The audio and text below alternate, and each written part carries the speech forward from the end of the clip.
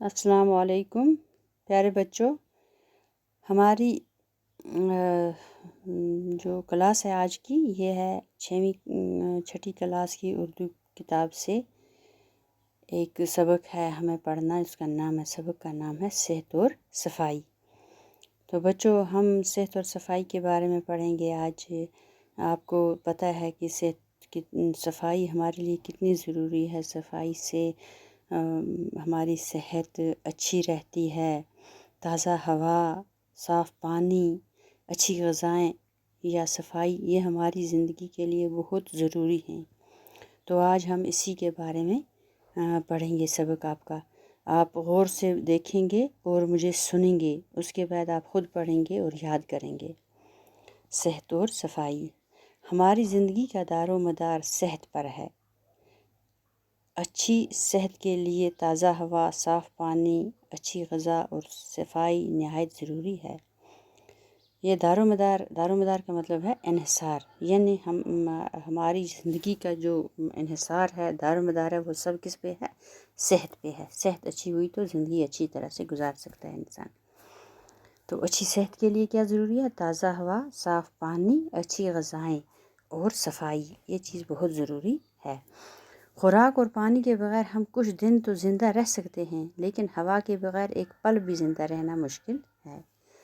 ہم تقریباً ہر 5 سیکنڈ میں ایک دفعہ سانس لیتے ہیں۔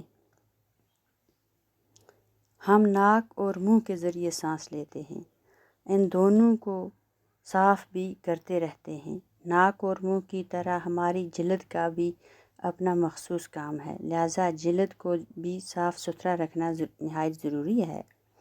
تندرستی اور بیماری دونوں حالتوں میں تازہ اور صاف ہوا انسانی زندگی کے لیے لازمی ہے۔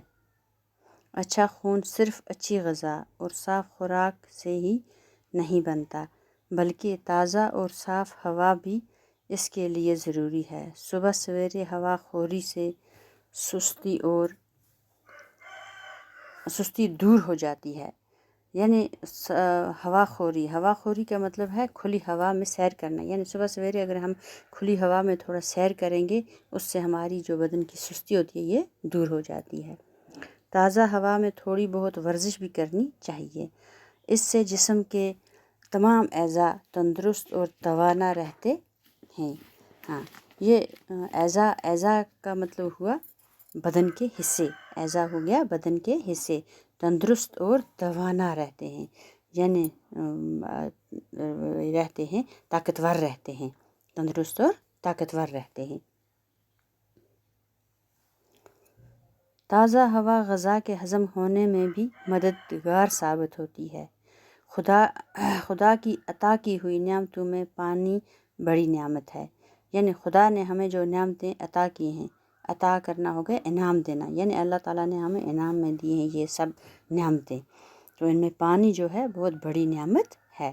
ہمارے جسم کا 3/4 حصہ پانی کی شکل میں ہے، یعنی ہمیں لگتا ہے کہ ہمیں جسم میں گوشت ہے، ہمارے جسم میں خون ہے، اسی طرح سے جسم جو ہے، جسم میں ہڈیاں ہیں، تو لیکن کہتے ہیں کہ 3/4 حصہ پانی کی شکل میں ہے، لیکن ہمارے جسم میں پانی بھی ہے۔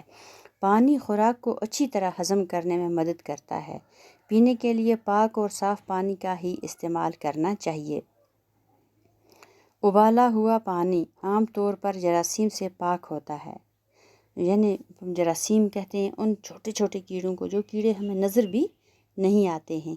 جب ہم خوردبین میں یا دوربین میں دیکھیں گے تو وہ خوردبین کے ذریعے وہ چھوٹے چھوٹے کیڑے ہمیں نظر آتے ہیں، ورنہ اس طرح ہمیں نظر نہیں آتے ہیں، ان کو جراثیم بولا جاتا ہے۔ تو ابالا ہوا پانی جو ہوتا ہے، اس سے جراثیم جو ہیں وہ ختم ہو جاتے ہیں ابالنے سے۔ قدرتی پانی پہاڑوں پر جمی برف کے پگھلنے سے حاصل ہوتا ہے یا بارش سے۔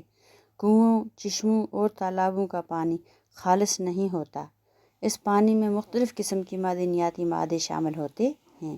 اسی طرح سمندر کا پانی نمکین ہونے کے باعث استعمال میں نہیں لایا جاتا۔ آلودہ پانی کے استعمال سے ہیضہ اور ٹائیفائڈ جیسی مہلک بیماریاں پیدا ہو جاتی ہیں۔ آلودہ پانی یعنی گندا پانی استعمال کرنے سے ہیضہ، ٹائیفائڈ جیسی مہلک بیماریاں، مہلک ہوگی ہلاک کرنے والی، جو ہلاک کرنے والی بیماری ہو اس کو مہلک کہتے ہیں۔ کوئی بھی چیز جو ہلاک کر دے اس کو مہلک کہتے ہیں۔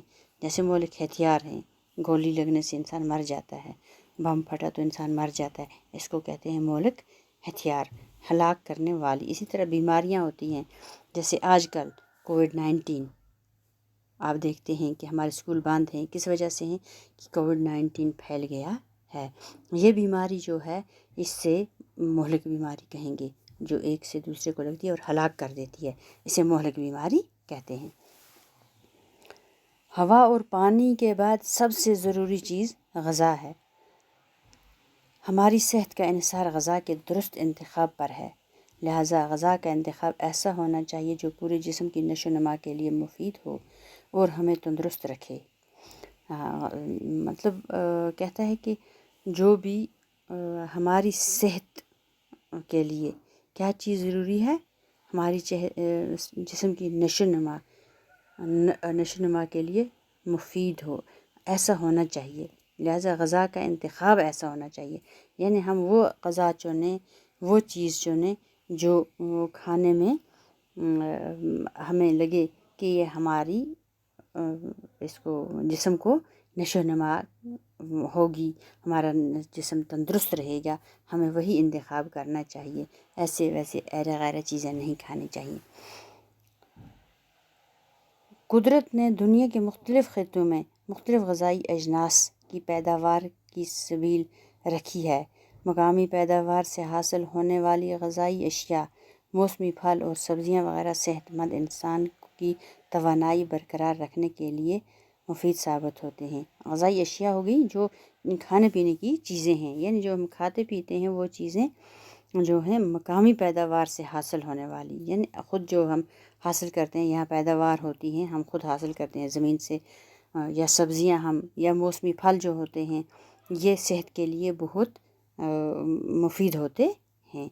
اچھی غذا وہی ہے جو ہلکی، سادہ، قوت بخش اور تازہ ہو۔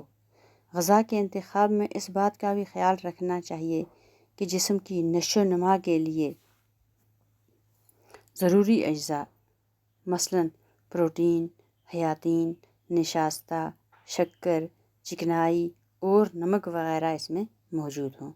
یعنی وہی چیز انتخاب کرنی چاہیے بدن کے نشو و نما کے لیے، یعنی نشو و نما ہوگا بدن کا پھلنا پھولنا، بدن کو صحت مند رکھنا۔ اس کے لیے ہمیں چاہیے کہ ہمیں پروٹین ہونے چاہیے، حیاتین، نشاستہ، شکر، چکنائی اور نمک وغیرہ اس میں موجود ہوں۔ مطلب ہمارے جسم کے لیے ہر چیز ضروری ہے، جیسے پروٹین بھی ضروری ہے، حیاتین بھی، نشاستہ بھی، شکر بھی ضروری ہے، چکنائی بھی ضروری ہے اور نمک بھی ضروری ہے۔ چکنائی مطلب جیسے گھی کھاتے ہیں، تیل کھاتے ہیں، ایسی یہ چیزیں بھی ضروری ہیں، لیکن ہر چیز کی حد ہوتی ہے۔ اگر جو چیز حد سے بڑھ کر کھائی تو اس سے بیماری پیدا ہو جاتی ہے۔ تو بچوں یہ تھا آج کا ہمارا سبق، تو انشاءاللہ اگلے دن ہم پھر حاضر ہوں گے دوسرا سبق لے کے، اس کا اگلا حصہ پھر پڑھیں گے۔ شکریہ۔